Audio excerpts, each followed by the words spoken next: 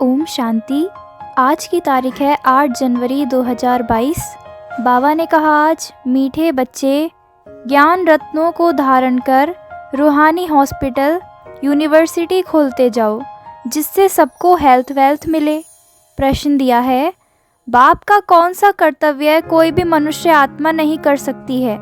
उत्तर में कहा, आत्मा को ज्ञान का इंजेक्शन लगाकर उसे सदा के लिए निरोगी बनाना, यह कर्तव्य कोई भी मनुष्य नहीं कर सकते। जो आत्मा को निर्लेप मानते, वह ज्ञान का इंजेक्शन कैसे लगाएंगे? यह कर्तव्य एक अविनाशी सर्जन का ही है, जो ऐसी ज्ञान योग की दवाई देते हैं जिससे आधा कल्प के लिए आत्मा और शरीर दोनों ही हेल्दी वेल्दी बन जाते हैं। गीत दिया है, यह वक्त जा रहा है। ओम शांति। यह किसने कहा कि बाकी थोड़ा समय है? बहुत गई, अब थोड़ी की भी थोड़ी रही। अब तुम इस पुरानी दुनिया में बैठे हो, यहाँ तो दुख ही दुख है। सुख का नाम निशान नहीं है, सुख है ही सुखधाम में। कलयुग को कहते हैं दुखधाम। अब बाबा कहते हैं, जबकि मैं आया हूँ तुमको सुखधाम ले चलने के लिए, तो फिर क्यों रुके हुए हो? दुखधाम से क्यों दिल लगी हुई है? दुखधाम के भांतियों से अथवा इस पुराने शरीर से क्यों दिल लगी है? हम आए हैं तुमको सुखधाम में ले चलने के लिए। सन्यासी कहते हैं, इस दुनिया का सुख तो कागविष्ठा समान है, इसलिए उनका सन्यास करते हैं। तुम बच्चों को अब सुखधाम का साक्षात्कार हुआ है। यह पढ़ाई है ही सुखधाम के लिए, और इस पढ़ाई में कोई भी तकलीफ नहीं है। बाप को याद करना है, इस याद से भी तुम निरोगी बनेंगे। तुम्हारी काया कल्प वृक्ष समान बड़ी होगी। यह जो मनुष्य सृष्टि का झाड़ है, उनकी आयु 5000 वर्ष है। उसमें आधा कल्प सुख, आधा कल्प दुख है। दुख तो आधा कल्प तुमने देखा। बाप कहते हैं, पवित्र दुनिया में चलना है तो पवित्र बनो। श्रीमत कहती है, यह विष की लेन देन छोड़ दो, ज्ञान और योग की धारणा करो। जितना ज्ञान रत्न धारण करेंगे, उतना निरोगी बनेंगे। बाप ने समझाया है, यह रूहानी हॉस्पिटल भी है तो यूनिवर्सिटी भी है। परम पिता परमात्मा आकर रूहानी हॉस्पिटल और यूनिवर्सिटी स्थापन करते हैं। हॉस्पिटल तो दुनिया में बहुत हैं, लेकिन ऐसी हॉस्पिटल और यूनिवर्सिटी दोनों इकट्ठी नहीं हो सकती। यहाँ यह वंडर है। हॉस्पिटल और यूनिवर्सिटी, हेल्थ और वेल्थ इकट्ठी मिलती है। फिर क्यों नहीं इस खजाने को लेने के लिए खड़े हो जाते हो? आजकल करते अचानक ही विनाश आ जाएगा। बाप श्रेष्ठ से श्रेष्ठ मत देते हैं। तुम गवर्नमेंट को भी समझाओ। इस समय बेहद का बाप ऐसी हॉस्पिटल और यूनिवर्सिटी खोलते हैं जो सबको हेल्थ वेल्थ दोनों मिले। गवर्नमेंट भी हॉस्पिटल यूनिवर्सिटी खोलती है। उनको समझाओ, इस जिस्मानी हॉस्पिटल खोलने से क्या होगा? यह तो आधा कल्प से चलती आई है और मरीज भी बनते ही आए हैं। यह है फिर रूहानी हॉस्पिटल और यूनिवर्सिटी। इससे मनुष्य 21 जन्मों के लिए एवर हेल्दी वेल्दी बन सकते हैं। जो एजुकेशन मिनिस्टर, हेल्थ मिनिस्टर को भी समझाओ कि बेहद के बाप ने यह कंबाइंड हॉस्पिटल और यूनिवर्सिटी दोनों खोली हैं। आपको भी राय देते हैं, ऐसे खोलो तो मनुष्यों का कल्याण हो जाए। बाकी यह बीमारियां आदि जो जब से रावण राज्य शुरू हुआ तब से शुरू हुई हैं। आगे तो वैद्य की दवाइयाँ थी, अब तो अंग्रेजी दवाइयाँ बहुत निकली हैं। यह है अविनाशी सर्जन, जो अविनाशी दवाई देते हैं। तब गाया जाता है, ज्ञान अंजन सतगुरु दिया ज्ञान इंजेक्शन रूहानी बाप ही लगाते हैं आत्माओं को, और कोई आत्मा को इंजेक्शन लगाने वाला हो ही नहीं सकता। वह तो कह देते हैं आत्मा निर्लेप है। तो तुम समझाओ, उस हॉस्पिटल और यूनिवर्सिटी में तो लाखों रुपया खर्च लग जाता है। यहाँ तो खर्चे की कोई बात ही नहीं। 3 पैर पृथ्वी चाहिए। जो कोई भी आए तो उनको समझाया जाए, बाप को याद करो तो एवर हेल्दी बनेंगे, और चक्र को जानने से चक्रवर्ती राजा बनेंगे। धनवान होगा तो बड़ी हॉस्पिटल यूनिवर्सिटी खोलेंगे, गरीब छोटी खोलेंगे। गवर्नमेंट कितने खोलती है? आजकल तो टेंट आदि लगाकर भी पढ़ाते हैं, और 2-3 सेशन रखते हैं, क्योंकि जगह नहीं है, पैसे नहीं है। इसमें खर्चे की कोई बात नहीं। कोई भी जगह मिले, कोई औजार आदि तो रखने नहीं है। बड़ी सिंपल बात है। पुरुष भी खोलते हैं, माताएं भी खोलती हैं। बाप कहते हैं तुम ही खोलो, तुम ही संभालो, जो करेगा सो पाएगा, बहुतों का कल्याण होगा। बेहद का बाप श्रीमत देते हैं श्रेष्ठ बनने के लिए। बहुत हैं जो सुनते हैं परंतु करते नहीं, क्योंकि तकदीर में नहीं है। हेल्थ वेल्थ मिलती है बाप से। बाबा बैकुंठ की बादशाही देने आए हैं।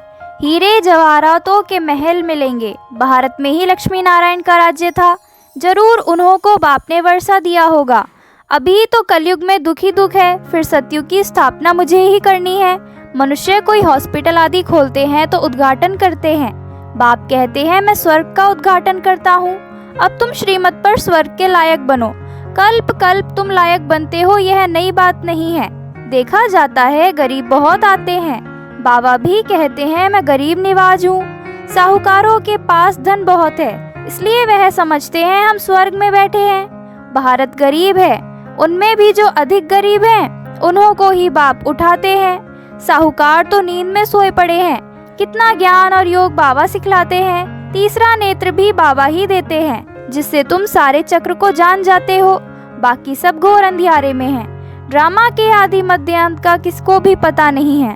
पतित पावन बाप को ही भूल गए हैं। शिव परमात्मा के लिए कह देते हैं ठिक्कर भित्तर में है। तुम जानते हो अभी सबकी कयामत का समय है। आग में जल मर खत्म होंगे, फिर सबको वापस ले जाऊंगा साथ में। मैं पंडा बनाया हूँ, तुम पांडव सेना हो ना। वह जिस्मानी यात्रा पर ले जाते हैं, वह जन्म जन्मांतर करते आए हैं। यह है रूहानी तीर्थ, इसमें चलना फिरना नहीं पड़ता है। बाप कहते हैं सिर्फ मुझे याद करो, रात को भी जागकर मुझे याद करो। मेरे साथ बुद्धि का योग लगाओ। नींद को जीतने वाले बनो तो तुम नजदीक आते जाएंगे। वह है कुख वंशावली ब्राह्मण, तुम हो ब्रह्मा मुख वंशावली ब्राह्मण। अभी तुम रूहानी यात्रा में तत्पर हो, तुम्हें पवित्र रहना है। वह ब्राह्मण लोग खुद ही अपवित्र हैं तो औरों को पवित्र बना न सके। तुमको तो पवित्र रहना है। रुद्र ज्ञान यज्ञ में पवित्र ब्राह्मण ही रहते हैं। वह ब्राह्मण लोग भल मंदिरों में रहते हैं। नाम ब्राह्मण है तो देवताओं की मूर्ति को हाथ लगा सकते हैं और उनको स्नान आदि भी कराते हैं, परंतु हैं वह पतित। बाकी और जो मनुष्य मंदिर में जाते हैं वह अगर नाम के ब्राह्मण नहीं है तो उनको हाथ लगाने नहीं देते हैं। ब्राह्मणों का मान बहुत है, परंतु हैं पतित विकारी। कोई कोई ब्रह्मचारी होंगे। बाप आकर समझाते हैं सच्चे सच्चे ब्राह्मण ब्राह्मणियां वह हैं जो 21 कुल का उद्धार करें। कन्या अगर उद्धार करती होगी तो उनके माँ बाप भी होंगे। यह माँ बाप सिखलाते हैं तुम 21 पीढ़ी स्वर्ग का मालिक बन सकती हो। बच्चे जानते हैं बाप है गुप्त। शिव बाबा ब्रह्मा द्वारा हमको सब राज समझाते हैं। यह दादा तो धंधा आदि करता था, अब बहुत जन्मों के अंत के जन्म के भी अंत में आकर शिव बाबा ने प्रवेश किया है और इन द्वारा ही ज्ञान सुनाते हैं। यह है रथ, शिव बाबा है रथी। अब निराकार परमात्मा समझाते हैं। यह रथ बहुत जन्मों का पतित है, पहले पहले यही पावन बन जाते हैं, नजदीक में है। यह ऐसे नहीं कहते कि मैं भगवान हूँ, यह कहते मेरा यह बहुत जन्मों के अंत का जन्म है। वानप्रस्थ अवस्था है, पतित है, बाबा ने इसमें प्रवेश किया है। अब बाप कहते हैं तुम अपने जन्मों को नहीं जानते हो, मैं तुमको बताता हूँ। यह भी बुद्धि में आता है, पतित पावन परमपिता परमात्मा ही है। वह बाप भी है, टीचर भी है और गुरु भी है। सारे ड्रामा के आदि मध्य अंत का राज समझाते हैं। तुम जानते हो बाबा हमको साथ ले जाएंगे। इस बाप टीचर गुरु की राय लेने से तुम ऊंच पद पाएंगे। कितनी अच्छी रीति समझाते हैं। कोई तो धारणा कर श्रीमत पर चलकर ऊंच पद पाते हैं, जो श्रीमत नहीं मानते हैं वह ऊंच पद नहीं पाते हैं। बाबा कहते हैं सुखधाम और शांतिधाम को याद कर इस दुखधाम को भूलते जाओ, अपने को अशरीरी समझो। अब हम वापस जा रहे हैं, बाबा लेने आए हैं। हर एक को अपना अपना पार्ट रिपीट करना है। हर एक की आत्मा अविनाशी पार्टधारी है। दुनिया में कब प्रलय होती नहीं, यह दुखधाम है। फिर जाएंगे शांतिधाम और सुखधाम में। यह बुद्धि में स्वदर्शन चक्र चलाते रहो और पवित्र रहो तो बेड़ा पार हो जाएगा। तुम काल पर विजय पा रहे हो, वहाँ तुम्हारी अकाले मृत्यु नहीं होती है। जैसे सर्प पुरानी खाल छोड़ नहीं लेते हैं, वैसे तुम भी खाल बदल नहीं लेंगे। ऐसी अवस्था यहाँ बनानी है। बस हम यह शरीर छोड़ स्वीट होम में जाएंगे। हमको काल खा नहीं सकता। सर्प का मिसाल वास्तव में सन्यासी दे नहीं सकते। भ्रमरी का मिसाल भी प्रवृत्ति मार्ग वालों का है। कहते हैं सेकंड में जीवन मुक्ति दे सकते हैं जनक मिसल, यह भी कॉपी करते हैं। जीवन मुक्ति में दोनों ही चाहिए। वह सन्यासी जीवन मुक्ति कैसे दे ना सके, कभी ना दे सकें। अब बाप कहते हैं चलो वापस, मुझे याद करो तो विकर्म विनाश होंगे, नहीं तो बहुत सजा खाएंगे और पद भी भ्रष्ट होगा। अंत में कोई की याद आई तो फिर पुनर्जन्म तो लेना ही है। यह है योग से हेल्थ और ज्ञान से वेल्थ। सेकंड में जीवन मुक्ति इसको कहा जाता है। फिर इतने पैसे बर्बाद करने, भटकने आदि की क्या दरकार है। इसलिए हेल्थ मिनिस्टर, एजुकेशन मिनिस्टर को समझाओ, तुम यह हॉस्पिटल, यूनिवर्सिटी खोलो तो तुमको बहुत फ़ायदा होगा। जो करेगा सो पाएगा। साहूकारों का काम है साहूकार का उद्धार करना, गरीब ही वर्षा लेते हैं। बाकी जो करोड़पति हैं उनके लिए कहा हुआ है किसकी दबी रहेगी धूल में, किसकी राजा खाए। पिछाड़ी में आग लगेगी, सब खत्म हो जाएगा। तो क्यों ना विनाश के पहले कुछ कर लो तो कुछ पद भी मिलेगा। मरना तो है ही, ड्रामा का अंत भी होना है। बाबा कितनी अच्छी रीति समझाते हैं। नदियाँ तो चक्र लगाती रहती हैं, बाकी ब्रह्मपुत्रा तो यह ब्रह्मा ही ठहरा। मम्मा है सरस्वती, बाकी हैं ज्ञान गंगाएं। पानी की गंगाएं पावन कैसे बनाएंगी, वह कोई मेला नहीं, यह है सच्चा मेला। जबकि जीव आत्माएं परमात्मा से मिलती हैं, तब कहते हैं आत्मा परमात्मा अलग रहे बहुकाल। अब जीव आत्मा का मेला परमात्मा से है, परमात्मा ने भी जीव का लोन लिया है, नहीं तो पढ़ाएं कैसे। इसलिए उनको शिव भगवान कहा जाता है, जो इसमें प्रवेश कर ज्ञान देते हैं। सरस्वती को कहा जाता है गॉडेज ऑफ नॉलेज। ब्रह्मा को भी नॉलेज होगी, उनको नॉलेज देने वाला कौन, ज्ञान का सागर। तुम्हारे पास यह नॉलेज नंबरवार पुरुषार्थ अनुसार है, तो यह नॉलेज धारण कर श्रीमत पर चलना है।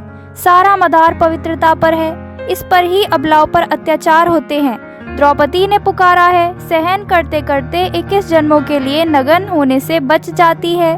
गीता में भी है, मैं साधुओं का भी उद्धार करता हूँ, परंतु साधु लोग यह अक्षर सुनाते नहीं हैं। तुम जानते हो इस समय सारी दुनिया रिश्वतखोर बन गई है, इसलिए इन सब का विनाश होना ही है। जिनको वर्षा लेना होगा वही लेंगे। बाबा को कई बच्चियां कहती हैं हम गरीब घर में होती तो कितना अच्छा होता, साहूकार लोग तो बाहर निकलने नहीं देते। बाबा हम कन्याएं होती तो कितना अच्छा होता, माताओं को सीढ़ी उतरनी पड़ती है। बाबा कहते हैं वर्षा ले लो, मनुष्य को मरने में देरी नहीं लगती है। आफतें आदि बहुत होती हैं, आप सिर्फ अपने को आत्मा समझ मुझ बाप को याद करो। 84 जन्म पूरे हुए, अब वापस घर चलना है कि यहाँ ही गोते खाने हैं। मन मनाभव मध्याजी भव। रावण के वर्षे को भूलो, रावण श्राप देते हैं। बाप कहते हैं बच्चे बनेंगे तो वर्षा पाएंगे, श्रीमत पर नहीं चलेंगे तो वर्षा कैसे पाएंगे। यह रूहानी हॉस्पिटल खोलते जाओ। जमीन पड़ी रहती है, किराए पर दे भी तो अच्छा है, किराए पर दे तो भी अच्छा है, बहुत फायदा है। अच्छा मीठे मीठे सिकिल दे बच्चों प्रति मात पिता बाप दादा का याद प्यार और गुड मॉर्निंग। रूहानी बाप की रूहानी बच्चों को नमस्ते। हम रूहानी बच्चों की रूहानी मात पिता बाप दादा को नमस्ते नमस्ते नमस्ते। याद प्यार और गुड मॉर्निंग। शुक्रिया बाबा शुक्रिया। धारणा के लिए मुख्य सार है। फर्स्ट पॉइंट, बाप के समीप आने के लिए रूहानी यात्रा पर रहना है। रात को जाग कर भी यह बुद्धि की यात्रा जरूर करनी है। सेकंड पॉइंट है, सच्चे सच्चे ब्राह्मण बन 21 कुल का उद्धार करना है, स्वदर्शन चक्रधारी बनना है। काल पर विजय पाने के लिए इस पुरानी खाल से ममत्व निकाल देना है। वरदान दिया है बाबा ने आज, रूहानियत द्वारा वृत्ति, दृष्टि, बोल और कर्म को रॉयल बनाने वाले ब्रह्मा बाप समान भव। रूहानियत द्वारा वृत्ति, दृष्टि, बोल और कर्म को रॉयल बनाने वाले ब्रह्मा बाप समान भव। ब्रह्मा बाप के बोल, चाल, चेहरे और चलन में जो रॉयल्टी देखी उसमें फॉलो करो। जैसे ब्रह्मा बाप ने कभी छोटी छोटी बातों में अपनी बुद्धि व समय नहीं दिया, उनके मुख से कभी साधारण बोल नहीं निकले। हर बोल युक्ति युक्त अर्थात व्यर्थ भाव से परे, अव्यक्त भाव और भावना वाले रहे। उनकी वृत्ति हर आत्मा प्रति सदा शुभ भावना, शुभ कामना वाली रही। दृष्टि से सबको फरिश्ते रूप में देखा, कर्म से सदा सुख दिया और सुख लिया, ऐसे फॉलो करो तब कहेंगे ब्रह्मा बाप समान। स्लोगन दिया है, मेहनत के बजाय मोहब्बत के झूले में झूलना ही श्रेष्ठ भाग्यवान की निशानी है। मेहनत के बजाय मोहब्बत के झूले में झूलना ही श्रेष्ठ भाग्यवान की निशानी है। लवलीन स्थिति का अनुभव करो। जैसे लौकिक रीति से कोई किसके स्नेह में लवलीन होता है तो चेहरे से, नैनों से, वाणी से अनुभव होता है कि यह लवलीन है, आशिक है। ऐसे आपके अंदर बाप का स्नेह इमर्ज हो तो आपके बोल औरों को भी स्नेह में घायल कर देंगे। ओम शांति। रोज मुरली सुनने के लिए सब्सक्राइब करें और बेल आइकन को प्रेस करें।